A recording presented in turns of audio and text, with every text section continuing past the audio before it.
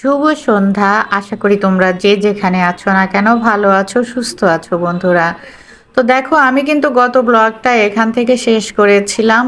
মেলার মধ্যে আমরা দুজনে আসছি, আমি আর সুমাইয়া। তো এখন হচ্ছে মেলা ঘুরে দেখার পালা। তো আজকে এই জন্যে এখান থেকেই আবার শুরু করলাম তোমাদের জন্যে যে মেলার আদ্যপন্ত কি হয়। তো সেদিন আমরা এখানে আমি এই ফার্স্ট টাইম এখানে যে মেলা হয় তাও জানতাম না। তবে এই এলাকাটা না অনেক ঝুম আছে, মানে ঝুম বলতে অনেক মজা আছে। এই বিভিন্ন সময় বিভিন্ন মেলারে এইটারে ওইটারে পিঠা উৎসব রে। তো এগুলো আমি আম, ধানমন্ডিতে মানে এতটা অ্যাভেলেবেল ছিল না আর কি। তো যাই হোক, এখানে এসে খুব বেশি একটা জমেনি মেলাটা।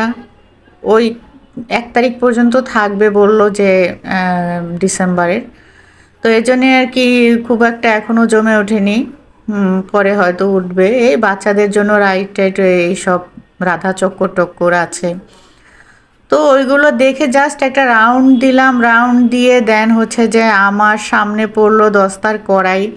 তো অনেক দিন ধরে কেনাকাটা করব করে চিন্তা করেছি, কারণ রান্না করতে গেলে না তখন মনে পড়ে যে আয় হায় কড়াই তো শেষ হয়ে গিয়েছে।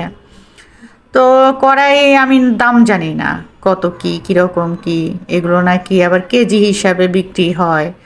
তো এই জন্যই আর কি মোটামুটি একটা ধারণা নিয়ে দেন সামনেই পড়লো এখানে কড়াই। তো কড়াইয়ের দাম জিজ্ঞেস করলাম, বললো যে 500 কত যেন 60 না 70 টাকা। তা আমি বললাম যে এরকম না, কম মনে হয়, জাস্ট আন্দাজে বলছিলাম কারণ আমার তো জানা ছিল না। তো যাই হোক একটা কড়াই নিলাম। সেই কড়াইটা কত নিল, 300 টাকা নিল আর কি, মাপে যা আসলো। তো পরে আর কি এই মেলা থেকে এই একটাই নেওয়া হয়েছে। সুমাইয়াও কিছু নিল না, আর বলছে যে কিছু খাও, বলে সামনে গিয়ে খাবো আর কি। তো হাতে টাকা ছিল না, বিকাশে একটু টাকা ছিল, সেটা আর কি ভাঙিয়ে এনে দেন হচ্ছে যে এই কড়াই নিতে পারলাম। তবে কড়াইটা কিনে খুব ভালো লাগছে, কারণ অনেক দিন পরে হচ্ছে যে রান্নার জিনিসপত্র একটু কিনলাম আর কি।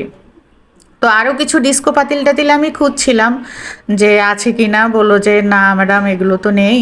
তো যাই হোক কেনাকাটা করে আমি আর সুমাইয়া উঠে পড়লাম রিক্সায়। 15 নম্বর যাব, 15 নম্বর হয়েছে মুদি সদাই, ওখান থেকে কিছু নিয়ে আসবো। তো এই জন্যই আর কি গেলাম, কড়াই সাথে নিয়েই গেলাম। এই যে দেখো সুমাইয়া মুখ ঢাকছে।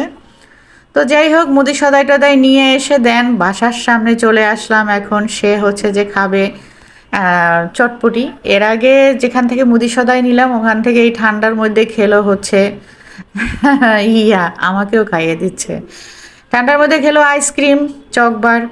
তো এখন হচ্ছে আমি ঔষধ কিনতেছিলাম, ও হচ্ছে যে চটপটি খাচ্ছিল, ফুচকা চটপটি। তো এটা বন্ধু পরের দিন সকালবেলা এই যে আমার উইকলি যে সুগার টেস্ট করতে হয়, সেই সেকেন্ড উইকের আমার সুগার টেস্টের জন্য টেস্ট করে মানে খালি পেটে টেস্ট করে দেন হচ্ছে যে এই নাস্তা করতে চলে আসলাম। ওই পাশেই তো, বাসারও কাছে। নাস্তা করতে চলে আসলাম সেই একই দোকানে আর কি। তো এখানে ওই যে ডিম, ডিম পোস্ট আর হচ্ছে যে একটা ভাজি আর হচ্ছে দুটো রুটি, এটাই আমার খাওয়া। তো সেই মোতাবেক ওরা মোটামুটি এখন আমাকে চিনে গেছে যে আমি মাঝে মধ্যে আসি। তো এই আর কি এখানে বসে খেয়ে নিলাম। এখন আর অতটা জড়তা লাগে না, কারণ কি বলো, চলতে চলতে অভ্যাস হয়ে যায় বলো।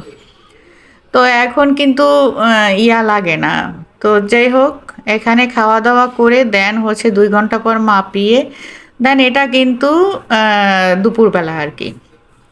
আমি কিন্তু হচ্ছে যে এটা খাওয়ার পরে সুমাইয়াদের ওখানে বসছিলাম, তারপরে 2 ঘন্টা পরে যে মেপে এসে দেন হচ্ছে এই বাসায় আসছি। তো এই বাসায় এসে জামা কাপড় চেঞ্জ করে সব কিছু রোদে দিলাম, বালিশ টালিশ কম্বল সব কিছু রোদে দিয়ে দেন হচ্ছে এখন হচ্ছে রান্নায় চলে যাব। আর বিড়াল তো অলরেডি সে নিজে রোদ পোহাচ্ছে। তো এদিকে কিন্তু আমি একটু কুটে টুটেও নিয়েছি আর কি, তাড়াহুড়ো থাকে।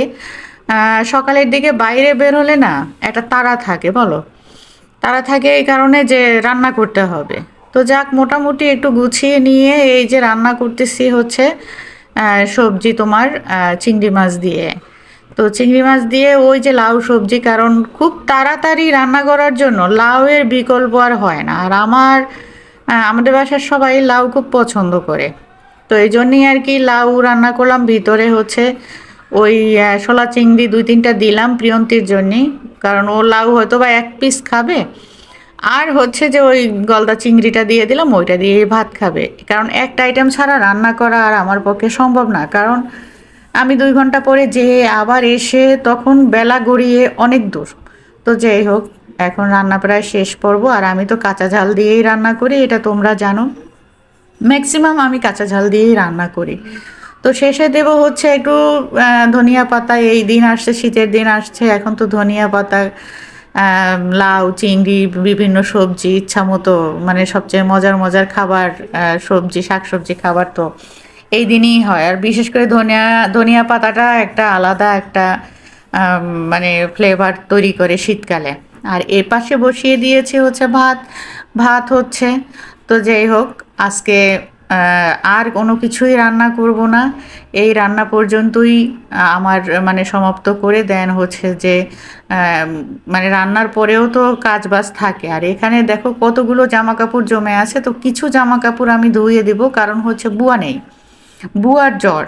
তো এখন কিছু তো করার নাই, কাজ তো করতে হবে বলো। ওদিকে নিজে যদি ছুটে যাই, আর এ পাশে প্রিয়ন্তী নেই। এই যে দেখো প্রিয়ন্তীর রুম টুম আমি সব কিছু শুকো দিয়ে নিলাম, কারণ প্রিয়ন্তী গেছে ভোটার আইডি করার জন্যে। তো ওর জন্য আমি চিন্তা করলাম যে বালিশ টালিশ এখন একটু শুকা দিয়ে নিই। আর হচ্ছে যে ওর বেড কভারটাও বিছিয়ে দিলাম, যাতে মানে বেডটা সেফ থাকে আর কি। তো যাই হোক, ওর রুমে, ওর যে রুমে ঢুকলে, ও যদি না থাকে ওর রুমে ঢুকলে আমার একটু কেমন যেন লাগে, কষ্ট কষ্ট লাগে। তো এটা হচ্ছে পিজা বার্গ থেকে, পিজা বার্গের যে ও ব্র্যান্ড অ্যাম্বাসাডার, সেই পিজা বার্গের প্যাকেট এটা। তো খালি প্যাকেট,